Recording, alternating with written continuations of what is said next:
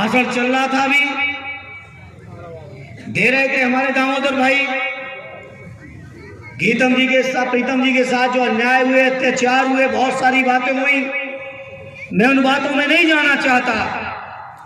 लेकिन आज जब मैं आपके बीच आया हूं तो आज के इस मौके पर यह जरूर कहूंगा, आपके सम्मान और स्वाभिमान की लड़ाई अब हम समाजवादियों की लड़ाई है। मेरे भाई प्रीतम जी, समाज के दबे कुचले शोषित पीड़ित लोगों को एक करने का जो बीड़ा आपने उठाया है, उस बीड़ा में कोई कोर कसर न करना। इस मंच के माध्यम से मैं पूरे मध्य प्रदेश के उन तमाम संगठन के लोगों को, उन तमाम सक्रिय लोगों का आह्वान करना चाहता हूं जो लोग समाज के पिछड़ों के लिए लड़ाई लड़ रहे हैं, माइनॉरिटी के लिए लड़ रहे हैं, दबे कुचले शोषित पीड़ित लोगों के लिए लड़ रहे हैं, आदिवासियों की लड़ाई लड़ रहे हैं, या अगले वर्ग के भी हमारे जो गरीब हैं, जो उपेक्षित हैं, जो उनकी लड़ाई लड़ रहे हैं, उन सभी का मैं इस मंच के माध्यम से आज आह्वान करना चाहता हूं। आओ सब लोग मिलके चलो और एक मजबूत मुट्ठी के तौर पर उत्तर प्रदेश के मुख्यमंत्री रहे और देश के समाजवादी नेता माननीय अखिलेश यादव जी के हाथों को ताकत दो। हम लोग ये तमाम अन्याय, अत्याचार, ये तमाम शोषण से मध्य प्रदेश की जनता को निजात दिलाने का काम करेंगे। ये मैं भरोसा अपने सभी मध्य प्रदेश वासियों को दिलाना चाहता हूँ। मुझे एहसास है, मुलाकातें होती हैं, बात होती है, मध्य प्रदेश के लोगों का जो शोषण है, जो अन्याय है, जो अत्याचार है, देश की आजादी के 75 साल हो चुके हैं, देश की आजादी के इतने लोकतंत्र आने के बावजूद मध्य प्रदेश के लोगों को, कुछ लोगों को अभी भी घमंड है जैसे कि राजतंत्र चल रहा है। उत्तर प्रदेश के अंदर आदरणीय नेताजी ने इस तरह की जनता की जितनी भी शोषण की व्यवस्थाएं थी सबको समाप्त करके दिखा दिया।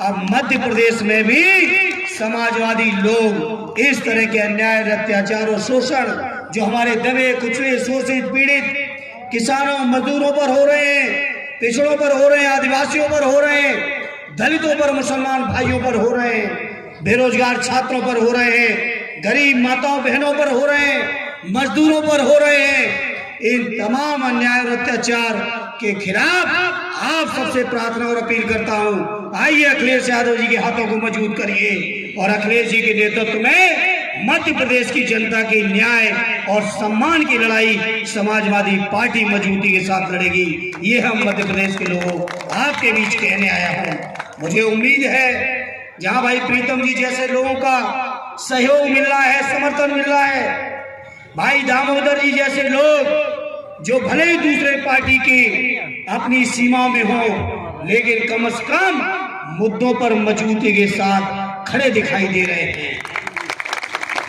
भाई दामोदर जी, मेरी कोई ये नियत नहीं थी आपको टोकने की कि कांग्रेस के लोगों से नहीं करा पाऊंगा। मैं स्पष्ट करना चाहता हूं, मैंने अपनी आंखों से देखा जब लोकसभा में पूरे देश के एक एक सांसद, एक एक दल मांग कर रहे थे कि 2011 में जाति जनगणना करो, तो उस समय के गृह मंत्री जी चिदंबरम साहब ने कह दिया कि बायोमेट्रिक तरीके से पिछड़ों की जाति जनगणना होगी। बताओ, सबकी जाति जनगणना अलग हो जाएगी, अगर पिछड़ों ने मांग कर ली तो उसके लिए बायोमेट्रिक होगा।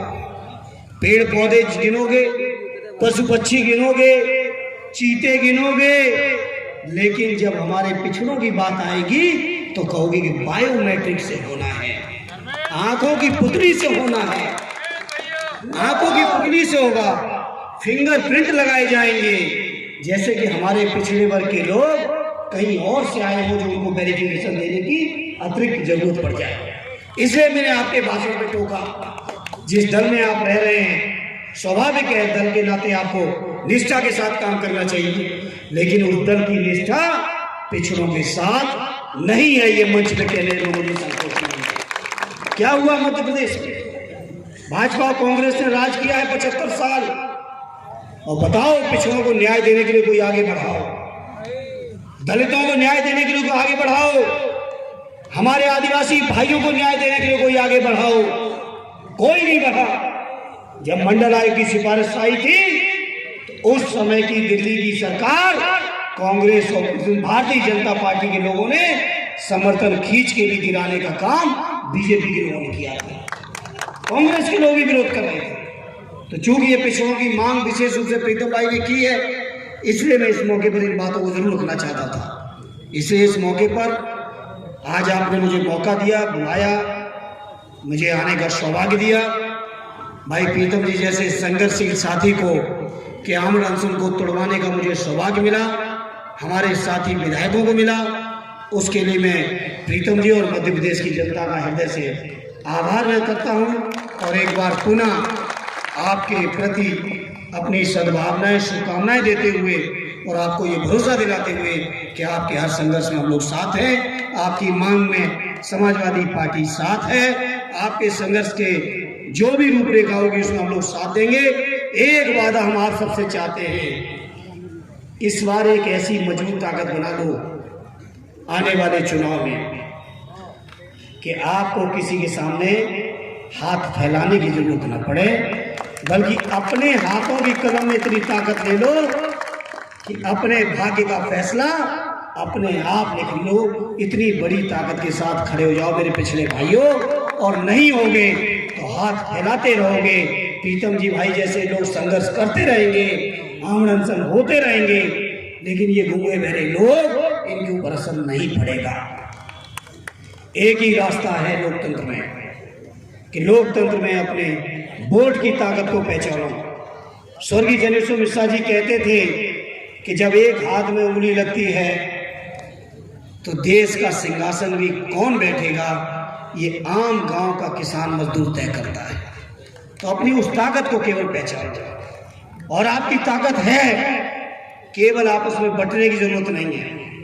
केवल एक बने रहो, एक दूसरे के सहयोगी बने रहो, तो आपका कोई बाल वाका नहीं कर पाएगा। आप खुद अपने हाथों से, अपनी कलम से अपनी तकदीर लिखोगे। बस यही हमारी अपील है, और एक ही रास्ता है, वो रास्ता समाजवादियों का रास्ता है। दूसरा कोई रास्ता देश में अब बचा नहीं है। बहुत अनिवार्य है 75 साल। इसलिए आपको उससे अपील करूंगा, आने वाले चुनाव में समाजवादियों को अपना लेना, और समाजवादियों को जो अपनाओगे तो आपकी अपनी कलम होगी, आपके अपना अधिकार होंगे, आपकी अपनी ताकत होगी।